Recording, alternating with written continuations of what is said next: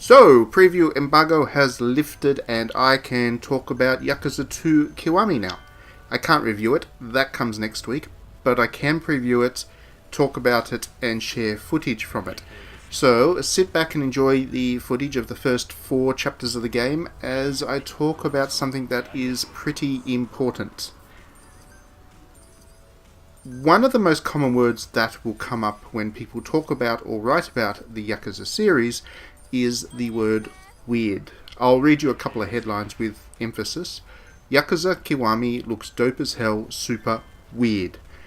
Yakuza Kiwami review, great weird adventure. Yakuza 0's PC launch trailer is typically weird and wonderful. All actual headlines, all easy to find via Google search. And that of course is not exclusive to the Yakuza series. People tend to talk about the entire nation of Japan in these terms. 10 reasons why Japan is so weird.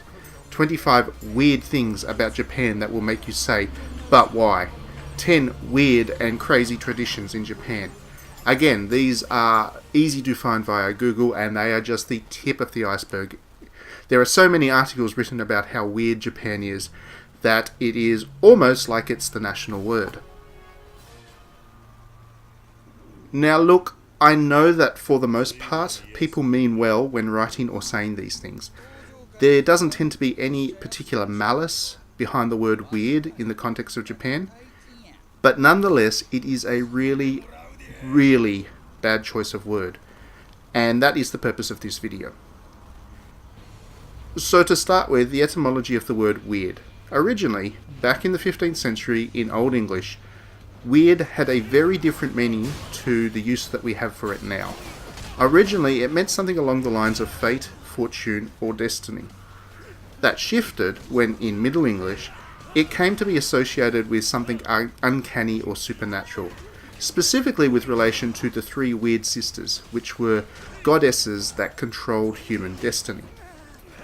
This then became a popularized word by none other than Shakespeare himself, who used the word to describe the odd-looking, uncanny witches. I'm talking about Macbeth. If you haven't read the play, definitely do so, but that's where Shakespeare kind of used it. That meaning has basically persisted to this day, and that's where its use to describe Japanese games, or the Japanese culture, comes in. It's a synonym for different and strange. But as you can probably get a sense from the history of the word weird, there is a pejorative tone to it. And that's where Foucault comes in. Michel Foucault was an incredibly influential philosopher who spent a lot of his time writing about topics as varied as sexuality, surveillance, and insanity. The topic that is of most relevance to this video is his discussions about insanity. One of Foucault's key concepts with relation to insanity was that of the other, which to Foucault represented this imaginary representation that allowed a dominant society to maintain its power. To Foucault, we as a society tend to other things that sit outside of our immediate worldview, and in doing that, we allow ourselves to create this imaginary sense of superiority over them. In the examples that Foucault draws, he highlights the leper communities of yesteryear as one of the first examples of this other in action. Society created a structure for ostracizing a group of people in what were effectively leper villages, which allowed the rest of society to maintain a cohesion of good society versus not good society. Or to simplify that right down, goodness versus something to be feared.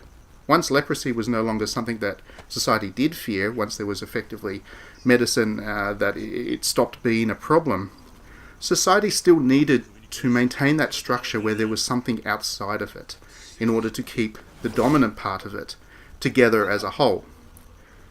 So the target moved from the lepers to the insane, where people started to lock them up in asylums and deny the legitimacy of their thoughts. This is where the link comes back to the word weird, because as society came together to start othering insanity or unreason, in other words, anything which didn't match with our society's standards for the rational, anything uncanny or odd, started to become the definition of what should be socially excluded. Anything weird started to be socially excluded. This is all fairly complex stuff, I know, and it's difficult to paraphrase down in the context of a short video. So for further reading, please do check out Foucault's writing, especially his book called Madness and Civilization. It's quite easy reading as far as philosophy goes, I promise.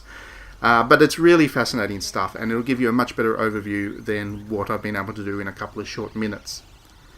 But to do a really dirty summary of where we're at so far, the etymology of the word weird means that it has a closer relationship to words like uncanny and insane than it does to different.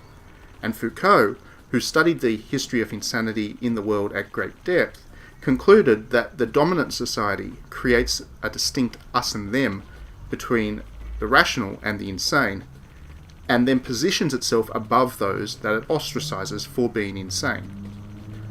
So if you see where I'm going, you can see that weird becomes quite a loaded word to describe the way that the Japanese approach their art, or indeed the Japanese culture itself. By associating it with the word weird, you're associating it with something that needs to be separate from rational society as such.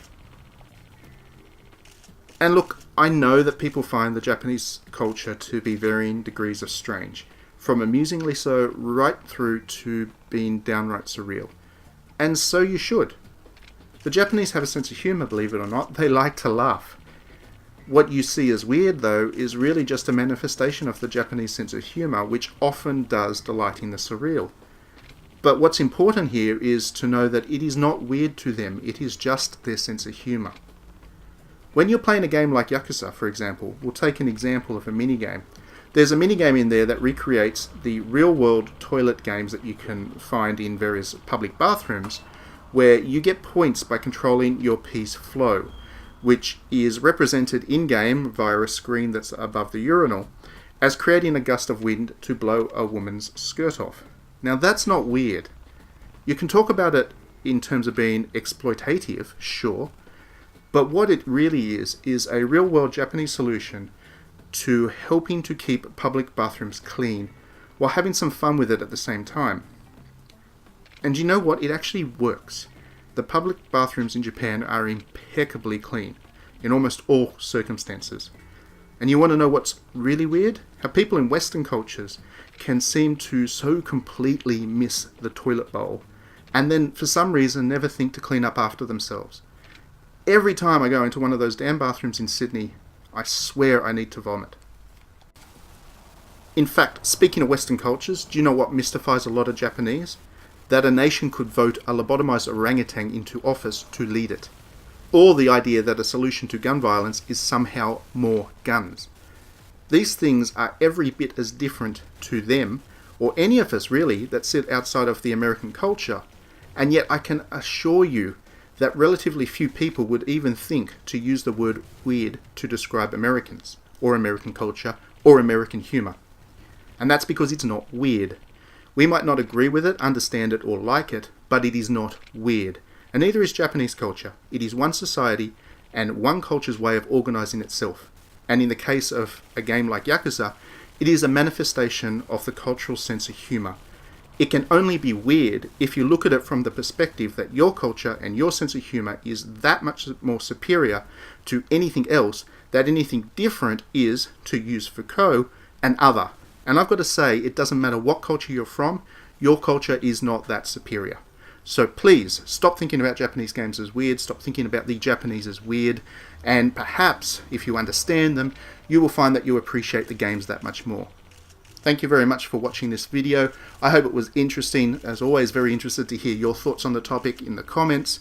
And otherwise, we will see you at the next video.